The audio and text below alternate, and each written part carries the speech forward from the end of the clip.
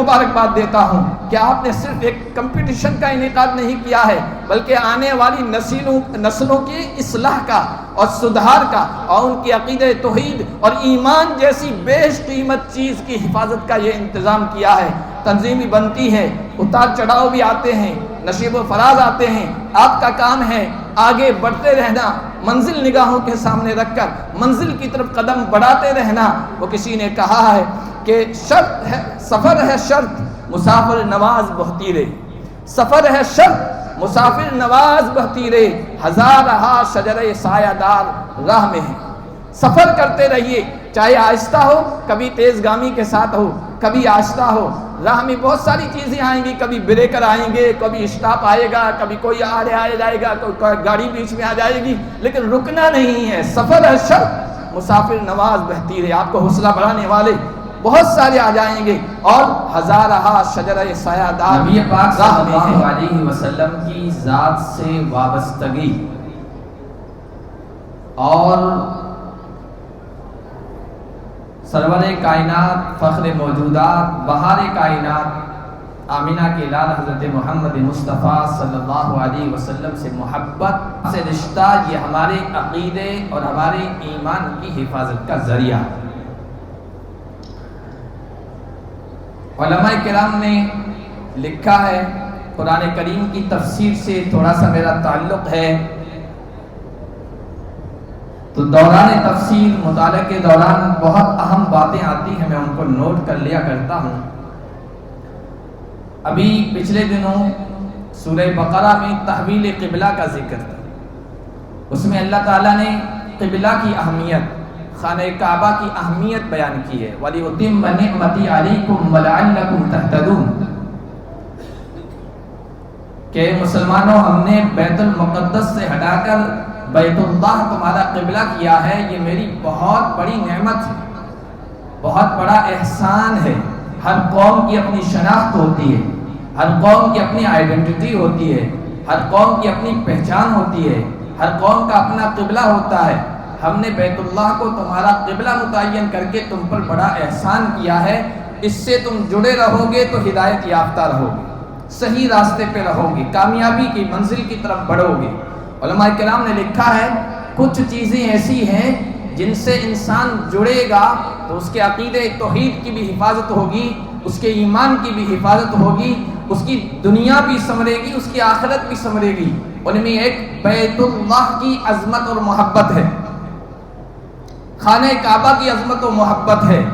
لوگوں نے اس وقت بھی اعتراض کیے تھے، کنفیوژن میں مبتلا کرنے کی کوشش کی تھی، وہ کوششیں آج بھی جاری ہیں۔ لوگ آج بھی کہتے ہیں تم ہمیں بت پرستی سے روکتے ہو، تم خود ایک پتھروں سے بنے ہوئے گھر کی عبادت کرتے ہو، اس کی پوجا کرتے ہو، نمازوں میں اس کی طرف رخ کرتے ہو۔ اللہ تعالیٰ نے وہاں وضاحت کے ساتھ کہا ہے اس گھر کی عبادت نہیں ہو رہی ہے، اس گھر کی پوجا نہیں ہو رہی ہے، اللہ کا وہ گھر ہے۔ اللہ کے لیے تو مشرق بھی ہے، مغرب بھی ہے، شمال بھی ہے، جنوب بھی ہے، اللہ کی ذات تو ہر جگہ ہے۔ فَأَيْنَمَا تُوَلُّوا فَثَمَّ وَجْهُ اللَّهِ، جہاں کہیں بھی تم اپنا چہرہ کرو گے اللہ کی ذات ادھر ہی ہے۔ ہم خانہ کعبہ کی نہیں عبادت کرتے ہیں، اس کی ایک دلیل یہ ہے، اگر آپ سفر میں ہیں، بعض مرتبہ انسان کو پتہ نہیں چلتا ہے قبلہ کدھر ہے، آپ تحری کریں، کوشش کریں، قبلہ کی جانب سائڈ کو متعین کرنے کی کوشش کریں دماغ لگا کے۔ اگر نہیں متعین ہو رہا ہے تو جدھر آپ کو لگ رہا ہے کہ ادھر قبلہ ہے، آپ رک کر کے نماز پڑھ لیں، علماء کہیں گے نماز ہو گئی۔ اگر قبلہ کی عبادت ہوتی تو اس وقت نماز نہیں ہوتی، لیکن قبلہ کی عبادت نہیں ہوتی ہے تو پھر ادھر رخ کیوں کروایا جا رہا ہے؟ ادھر رخ اس لیے کروایا جا رہا ہے امت میں شیرازہ بندی ہو، ایکتا ہو، اتحاد پیدا ہو۔ اس کے بغیر نہیں ہو سکتا تھا۔ ہر انسان کو، ہر ایمان والے کو کہہ دیا جاتا نماز تم پر فرض ہے، نماز کا وقت ہو جائے نماز پڑھ لو، رخ کدھر کرنا ہے یہ تم پر چھوڑ دیا گیا ہے۔ تو مسجد میں 50 لوگ آتے، ایک ادھر رخ کرتا، ایک ادھر رخ کرتا، ایک ادھر رخ کرتا، ایک ادھر رخ کرتا، کہتا وَلِلَّهِ الْمَشْرِقُ وَالْمَغْرِبُ، مشرق بھی اللہ کا، مغرب بھی اللہ کا، شمال بھی اللہ کا، جدھر رخ کرو نماز ہو جائے گی۔ آپس میں اختلاف پیدا ہو جاتا۔ تو یہ اسمبلی پوائنٹ ہے، جس طرح صبح بچے جب اسکول میں آتے ہیں تو ان کو ایک جگہ جمع کیا جاتا ہے اور پھر وہاں ہدایات دے کر اپنی اپنی کلاسوں میں بھیجا جاتا ہے۔ کعبہ بھی ہمارے لیے بس اسمبلی پوائنٹ ہے، عبادت کے لیے نہیں ہے، معبود نہیں ہے وہ ہمارا۔ تو جب تک لوگ بیت اللہ سے جڑے رہیں گے ایمان محفوظ رہے گا، عقیدہ محفوظ رہے گا۔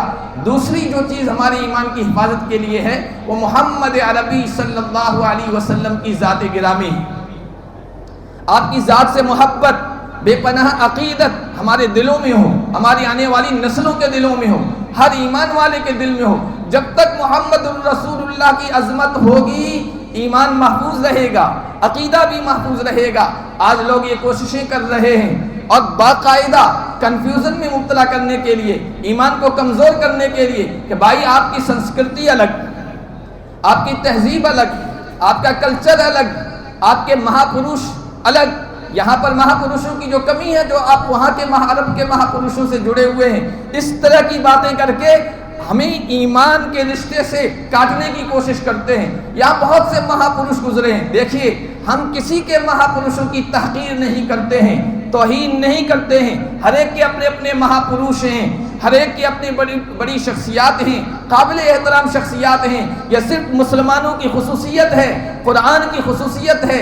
قرآن نے اپنے ماننے والوں سے کہا جن کے جو مہاپروش ہیں ان کا احترام کرو، توہین مت کرو۔ مسلمانوں کے بارے میں لوگ کہتے تو ہیں یہ بڑے شدت پسند ہیں، یہ صرف اپنے نبی کو مانتے ہیں، دوسروں کو نہیں مانتے، لیکن حقیقت یہ ہے کہ ہمارے نبی نے ہمیں جو تعلیم دی، یہ جو بچے ہیں بچیاں ہیں مکتب میں آتے ہیں اور اگر اسلامک اسکول ہے تو وہاں آتے ہیں، سب سے پہلی چیز جو پڑھائی جاتی ہے وہ یہ سکھائی جاتی ہے بیٹا بیٹی کہہ آمنت باللہ وملائکتہ وکتبہ ورسلہ، میں ایمان لے آیا، میں ایمان لے آئی اللہ کی ذات پر، اس کی تمام کتابوں پر، اس کی تمام رسولوں پر، فرشتوں پر۔ جتنے بھی مہاپروش آئے ہیں، رسول و پیغمبر آئے ہیں، سب پر ہمارا ایمان ہے۔ اور کوئی ایک بچہ بچی اگر حضرت عیسیٰ کے بارے میں کوئی گستاخی کر دے، یہ ہمارے علماء کہیں گے بھائی کفر کا اندیشہ، توبہ کرو، معافی مانگو اللہ سے۔ موسیٰ کے بارے میں گستاخی کر دے، علماء کہیں گے یہ کفر ہے۔ کتنا بڑا دل ہے، کتنی وسعت ہے، کتنی کشادگی ہے۔ قرآن کہتا ہے کہ ایمان لے آؤ اللہ پر، جو اللہ نے اتارا ان کتابوں پر، تمام کتابوں پر، اس کے تمام رسولوں پر ایمان لے آؤ۔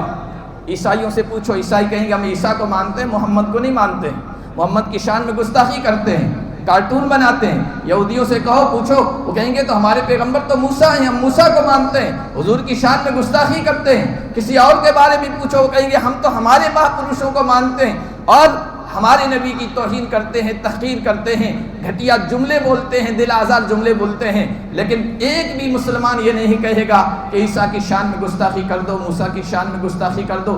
یہاں تک کہ اگر کسی کی بڑی شخصیات ہم کہتے ہیں وہ دیومالائی تہذیب ہے، ایک بے بنیاد تاریخ ہے، لیکن پھر بھی قرآن کہتا ہے وَلَا تَسُبُّوا الَّذِينَ يَدْعُونَ مِن دُونِ اللَّهِ فَيَسُبُّوا اللَّهَ، ان کے بڑوں کو بھی آپ برا بھلا مت کہو، وہ انجانے میں بغیر علم میں تمہارے اللہ کی شان میں گستاخی کریں گے، تمہاری جو شخصیات ہیں ان کے بارے میں گستاخی کریں گے۔ تو صرف ہمارا جو دین ہے یہ کہتا ہے سب کا احترام کرو، کسی کی تحقیر اور توہین نہ کرو۔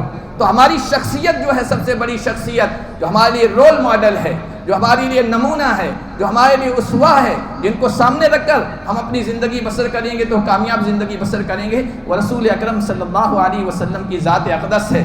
حضور سے رشتہ جتنا مضبوط ہوگا ہمارا ایمان بھی محفوظ رہے گا۔ اور جس دن لوگ دھوکہ دے کر کہ بھائی وہ تو عرب کی شخصیت تھے، وہ وہاں کے مہاپروش تھے، یہاں کے مہاپروشوں سے جڑو، وہاں سے ہمارا کیا لینا دینا، اس دن آپ کا ایمان بھی محفوظ نہیں رہے گا، عقیدہ بھی محفوظ نہیں رہے گا، آخرت برباد ہو جائے گی۔ تو رسول اللہ کی ذات سے، کعبہ سے جڑاؤ ہمارے ایمان و عقیدے کی حفاظت کا ذریعہ ہے۔ اسی طرح تیسری جو چیز ہے وہ قرآن کریم۔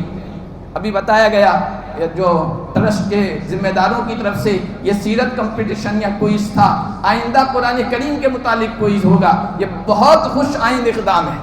قرآن کریم سے لگا ہوگا، قرآن کریم کی عظمت ہماری نسلوں کے دلوں میں بیٹھے گی، قرآن کریم سے جڑاؤ ہوگا، قرآن کریم سے ربط رہے گا تو ایمان اور عقیدہ محفوظ رہے گا۔ اور چوتھی جو چیز علماء نے لکھی وہ کہا قرآن کریم کے سکھانے والے علماء کرام سے تعلق، علماء سے عوام جڑی رہے گی، کوئی ایمان کا بھیڑیا کہیے، درندہ کہیے، ایمان کو نوچنے والا رہزن ڈاکو ایمان کو نہیں نوچ پائے گا۔ اور جہاں علماء سے عوام کٹ جائے گی تو پھر ان کے عقیدے اور ایمان پر ڈاکہ ڈالنا آسان ہو جائے گا۔ یہ 4 چیزیں ہیں اپنے ایمان اور عقیدے کی حفاظت کی۔ ان میں سے ایک نبی پاک صلی اللہ علیہ وسلم کی ذات غلامی سے ارد گرد و متعلق آپ کا آج کا یہ مسابقہ تھا اور یہ کمپٹیشن تھا۔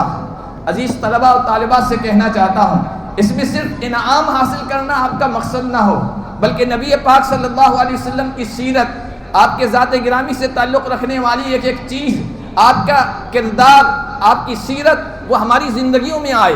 آپ کی محبت سے ہمارے دلوں کے اندر آپ کی محبت کا چراغ روشن ہو، اور آپ صلی اللہ علیہ وسلم کا جو عملی کردار تھا اس کو اپنا کر ہمارا کردار روشن ہو، تابناک بنے، چمکدار بنے، اٹریکشن والا بنے، اور اتنا بہترین بنے کہ ہمارے کردار کو دیکھ کر لوگ کہیں اگر ان لوگوں کا اتنا اچھا کردار ہے تو یہ جس شخصیت کو مانتے ہیں، جہاں سے روشنی پاتے ہیں، جو منبع و مرکز ہے، جو سر چشمہ ہے، ان کے کردار کا کیا عالم ہوگا۔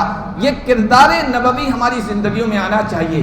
اٹھتے بیٹھتے لیٹتے سوتے جاگتے ہر حال میں نبی پاک صلی اللہ علیہ وسلم کا طریقہ اور آپ کا اسوہ اور آپ کا نمونہ ہماری زندگیوں کے سامنے، ہماری نگاہوں کے سامنے آنا چاہیے، ہماری زندگیوں میں اترنا چاہیے، جس کو محبت ہوتی ہے محبوب کی ایک ایک ادا محبوب بن جاتی ہے۔ نوجوان دیکھتے ہیں اگر کسی ہیرو کو رول ماڈل بنا لیتے ہیں، بال اسی طرح رکھ لیتے ہیں، اگر کسی کریکٹر کو اپنا رول ماڈل بنا لیا، چال اپنی اسی طرح چال کر لیتے ہیں، اس کی وضع قطع چال چلن سب وہ اپنانے کی کوشش کرتا ہے۔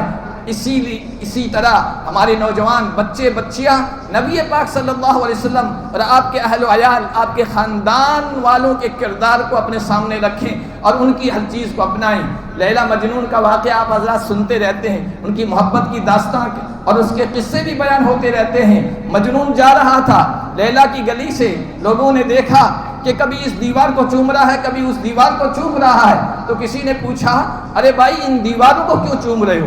یہاں تک کہ علماء نے لکھا، وہ واقعہ بیان کرنے والوں نے، کہ لیلا کی گلی سے کتا گزر کے آتا تھا، اس کتے کو پکڑ لیتا تھا، اس کو بوسہ دیتا تھا۔ لوگوں نے کہا عجیب مجنون پاگل انسان ہو، یہ کیا کر رہے ہو؟ تو اس نے جواب دیا امر علی الدیار دیار لیلا اقبل ذا الجدار وذا الجدار وما حب الدیار شغفنا قلبی ولكن حب من سکن الدیار۔ میں لیلا کے علاقے سے گزرتا ہوں، کبھی اس کی اس دیوار کو چومتا ہوں، کبھی اس گلی کے پتھر کو اور اینٹ کو چومتا ہوں۔ اے لوگوں، ان اینٹ اور ان پتھروں کی محبت اصل نہیں ہے، جو ان اینٹ اور گارے اور اس گلی اور ان گھروں کے اندر جو ذات رہ رہی ہے، جس سے میری محبت ہے، اس سے محبت ہے اصل، اور اس سے تعلق کی وجہ سے اس سے تعلق رکھنے والی ہر چیز کو میں محبوب سمجھتا ہوں، اس لیے ان کو چومتا جاتا ہوں۔ نبی پاک صلی اللہ علیہ وسلم سے ہماری محبت اسی طرح کی ہو، اور آپ کی ہر چیز سے آپ محفوظ ہے۔ ہماری حدیث کی کتابوں میں آپ کسی ایک حدیث کی کتاب کو اٹھا کر دیکھیے، نبی پاک صلی اللہ علیہ وسلم کی زندگی کا ہر پہلو محفوظ ہے، کسی اور دنیا کی کسی شخصیت کا ہر پہلو محفوظ نہیں۔ نبی پاک صلی اللہ علیہ وسلم نے تو عام اعلان کر رکھا تھا، میری خلوت کی باتیں ہیں وہ لے جاؤ جلوت میں بیان کرو، رات کی تاریکی کی باتیں ہیں دن کے اجالے میں بیان کرو، کوٹھی کے اندر کی باتیں ہیں وہ گھروں کی چھت پہ بیان کرو۔ حالانکہ عام طور پر یہ ہوتا ہے، ہم لوگ بھی کہتے ہیں، دوسرے لوگ بھی کہتے ہیں، بھائی گھر کے اندر کا ماحول الگ ہوتا ہے، باتیں الگ ہوتی ہے، کام الگ ہوتے ہیں، گھر کی باتیں باہر مت بتایا کرو، لوگ کیا کہیں گے، لوگ حقیر سمجھنے لگیں گے۔ لیکن نبی کی ذات جو کہ نمونہ تھی، اسوہ تھی، اس لیے عام اعلان کر رکھا تھا میری زندگی کا ہر پہلو لوگوں کے سامنے بیان کرو۔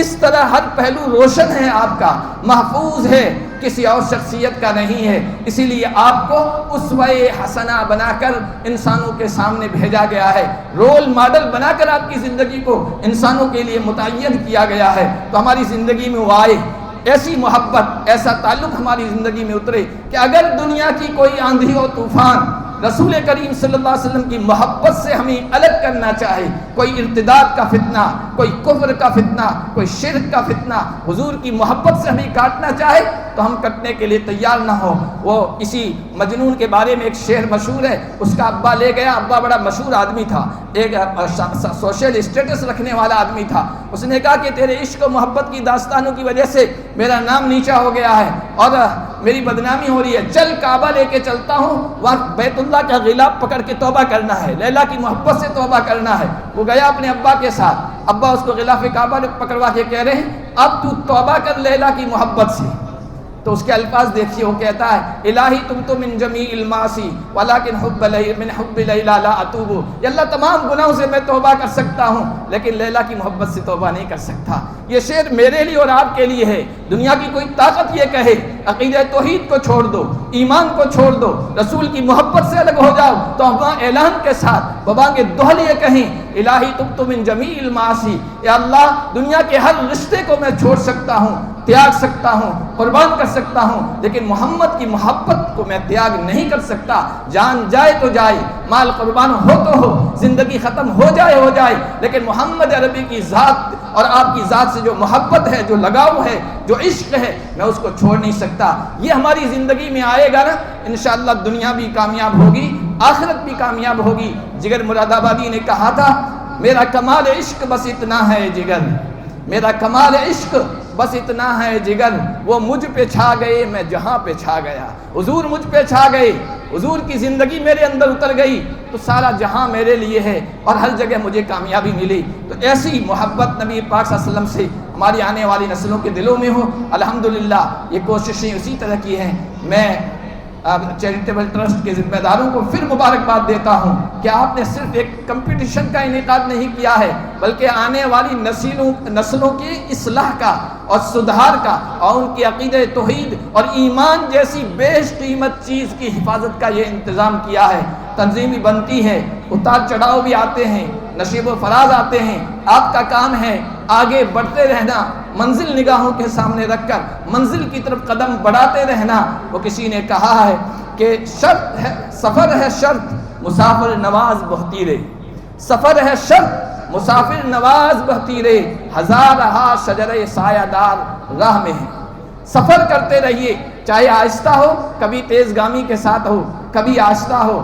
راہ میں بہت ساری چیزیں آئیں گی، کبھی بریکر آئیں گے، کبھی اسٹاپ آئے گا، کبھی کوئی آ جائے گا، کوئی گاڑی بیچ میں آ جائے گی، لیکن رکنا نہیں ہے۔ سفر ہے شرط مسافر نواز بہتی رہے، آپ کو حوصلہ بڑھانے والے بہت سارے آ جائیں گے، اور ہزارہ شجرہ سایہ دار راہ میں ہیں، آپ کو سایہ دینے والے ہزاروں شجر راہ میں کھڑے ہیں۔ اسی عزم کے ساتھ، حوصلے کے ساتھ آگے بڑھتے رہیے۔ آپ کا یہ جو علاقہ ہے، میں سوشل میڈیا سے تعلق رکھتا ہوں، کچھ پارٹیسپیٹ اس میں کرتا رہتا ہوں، مطلب ایکٹیو ہوں اس میں، تو بہت سارے ویڈیوز میرے سامنے آتے رہتے ہیں۔ خاص طور آپ کے اس ایریے، اس علاقے کے بارے میں لوگ ببانگ دہل لوگوں کے سامنے سوشل میڈیا پہ یہ اعلان کر رہے ہیں اور کہہ رہے ہیں اس پورے علاقے کو ہمیں گھر واپسی کروانی، اور ہمارے لیے یہ علاقہ سافٹ ٹارگیٹ ہے اس کے ساتھ کہ یہاں کے لوگوں کو ہمارے لیے واپس بت پرستی کی طرف لے جانا آسان ہے۔ اس کے بہت سارے دلائل دیتے ہیں، ایسے ویڈیوز آپ کی نگاہوں کے سامنے بھی ہوں گے، تو آپ کے لیے تو اور زیادہ محنت کرنے کی ضرورت ہے اور پورے میدان میں پھیل جانے کی ضرورت ہے، تاکہ ہماری بڑی تعداد یہاں اہل ایمان کی ہے، ان کے عقیدے کی حفاظت ہو، ایمان کی حفاظت ہو۔ میدان بہت بڑا ہے اور ہمارے سامنے جو میدان عمل ہے، جو محنت کی جگہ ہے، وہ بہت وسیع ہے اور دشمن کی بھی اس پر نگاہ ہے۔ اس لیے ہمیں بھی اپنی مساعی کو، کوششوں کو تیز تر کر دینا چاہیے۔ اگر کسی ایک ایمان والے کی ایمان کی حفاظت ہو گئی اور عقیدہ توحید کی حفاظت ہو گئی، اس کی عقیدہ توحید کی حفاظت کا سبب آپ بن گئے، تو آپ کی کامیابی کے لیے بس اتنا کافی ہے۔ لا یہدی اللہ بک رجلا واحدا خیر لک من حمر النعم، ایک آدمی کو اللہ آپ کے ذریعے سے ہدایت پر ثابت قدم رکھ دے، وہاں تک کہ ہدایت پر لے آئے، یہاں جو پہلے ہیں ان کو ثابت قدم رکھنا ہے، ہدایت پر ثابت قدم رکھ دے، یہ 100 سرخ اونٹوں سے بہتر ہے۔ میری دعا ہے اللہ پاک آپ کو ہر جگہ کامیابی سے نوازے، ہمارے اس پورے علاقے کے اہل ایمان کے عقیدے کی، عقیدہ توحید کی، ایمان کی، رسول سے محبت کی اور اس رشتے کی حفاظت فرمائے۔ وآخر دعوانا الحمدللہ۔